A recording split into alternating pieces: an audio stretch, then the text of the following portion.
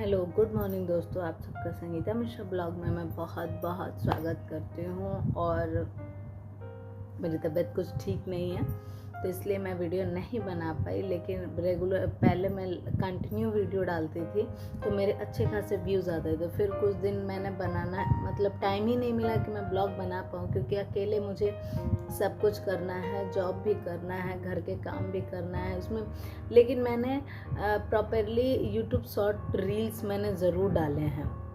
Blog बनाने का time नहीं मिला, लेकिन फिर मैंने कहा मेरी एक जो 10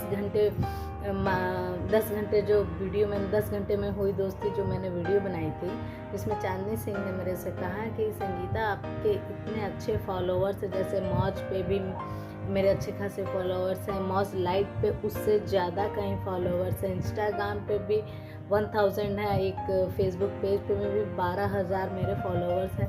पर थोड़ा सा कभी नेट की वजह से 2-2 सिम रखते हैं, दोनों में कम से कम 2-2 GB वाला नेट डलवाते हैं, लेकिन पता नहीं कैसे मतलब वीडियो वगैरह एडिट करने में ही और उसको अपलोड करने में ही मतलब ख़त्म हो जाता। और मैं क्राइम पेट्रोल लवर भी हूँ 8 साल से, तो ये सब देखने में मतलब टाइम तो जाता ही है कभी कभी।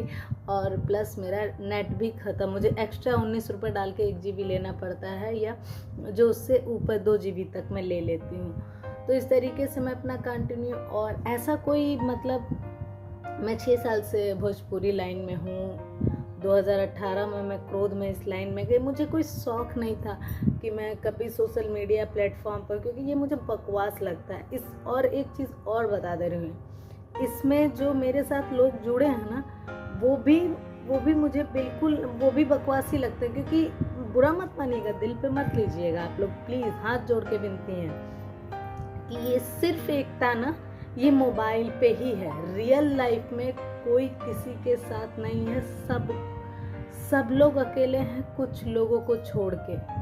क्योंकि अब तो हमारी बोलते हैं ना कि धरती माता है, भारत सोने की चिड़िया है। बहुत लोग नारा लगाते हैं कि हमारा देश महान। तो किस तरीके से महान है ये आप लोगों को पता है? ये पहले के टाइम में था कि हमारा देश महान हुआ करता था। पहले के टाइम में हम हिंदू राष्ट्र ही था, यानी हिंदुस्तान था तो हिंदू राष्ट्र ही है। लेकिन अब का क्या चलन हो गया है कि कुछ बाबाओं और नेताओं की वजह से हम नॉर्मल आदमी जो रोज़मर्रा की ज़िंदगी में ऑफिस जाते हैं, खाना बनाते हैं, खाते हैं, पीते हैं, सोते हैं, एंजॉय करते हैं अपनी ज़िंदगी का, तो वो नहीं जानता था कि जो ये लोग हम लोगों को बता रहे हैं, जिनके घर में खुद एकता नहीं है, वो क्या बताएंगे हिंदू राष्ट्र का मतलब और सनातन धर्म का मतलब? कोई नहीं बता पाएगा। सनातन धर्म कभी ये नहीं कहता है कि आप किसी को तकलीफ पहुंचाओ। सनातन धर्म कभी नहीं कहता, सनातन धर्म हमेशा सबके साथ भाईचारे का बना के रखता है।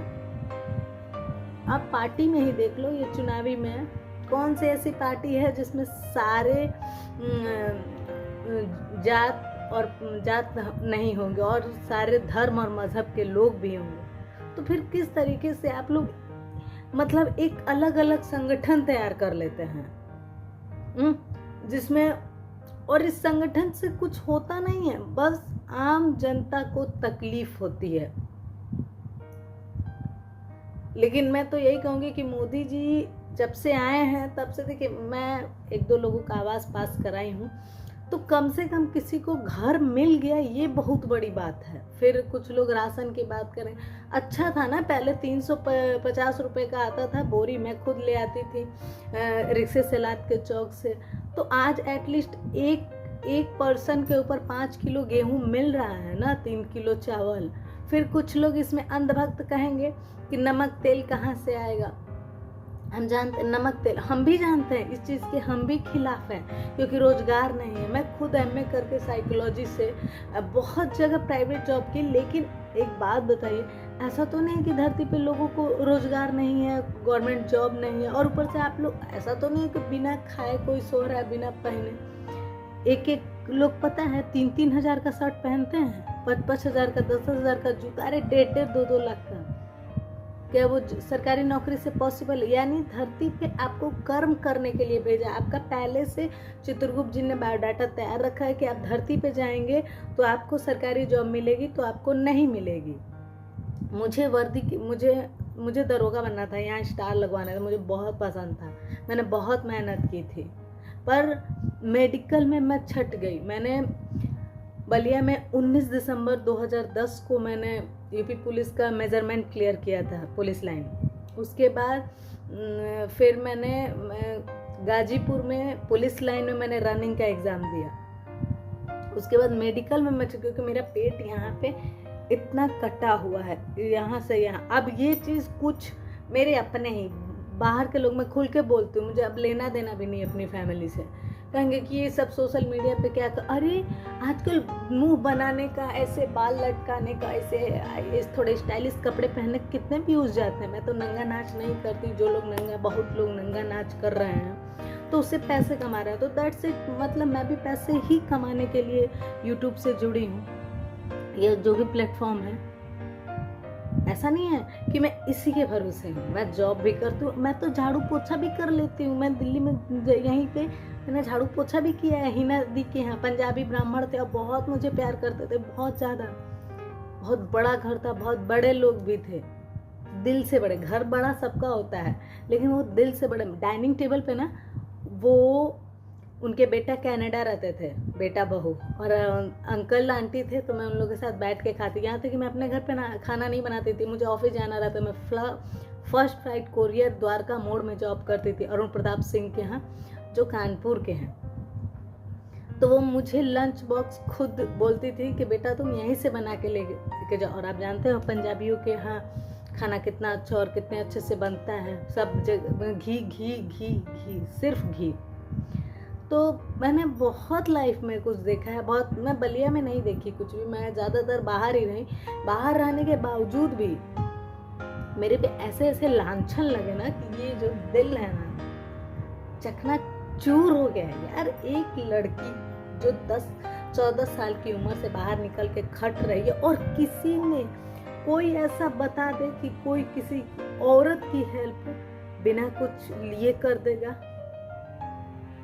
उस औरत में काबिलियत होती है तभी वो आगे बढ़ती है। और इतना, जब एक गरीब घर की लड़की आगे बढ़ती है तो उसमें आप लोगों को सपोर्ट करने के बजाय, कुछ लोग सपोर्ट करते हैं, अच्छे लोग भी हैं, उनका दिल से धन्यवाद, और कुछ लोग ऐसी ऐसी बातें बोल देता है ना, जो मानसिक वो हो जाता है, तनाव टाइप का। खैर उससे कोई पहले थोड़ा फर्क पड़ता था, मैं रो देती, लेकिन अब नहीं, अब आदत से हो गई है। क्योंकि मुझे कुछ बड़ा करना है लाइफ में। इन चींटियों के चक्कर में रहूंगी तो यमराज को क्या जवाब दे पाऊंगी?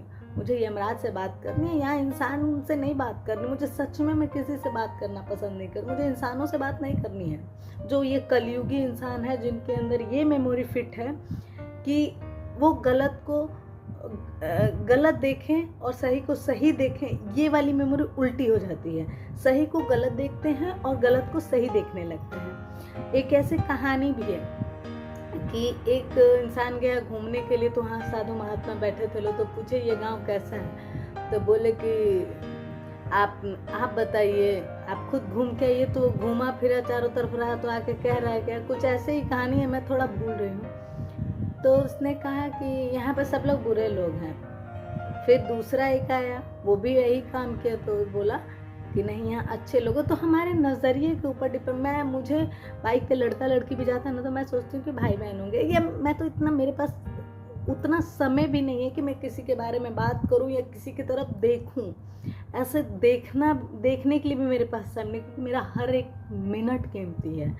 तो ब्लॉग ज़्यादा बड़ा हो गया, फिर मिलते हैं नेक्स्ट ब्लॉग में। तब तक के लिए बाय और गुड नाइट।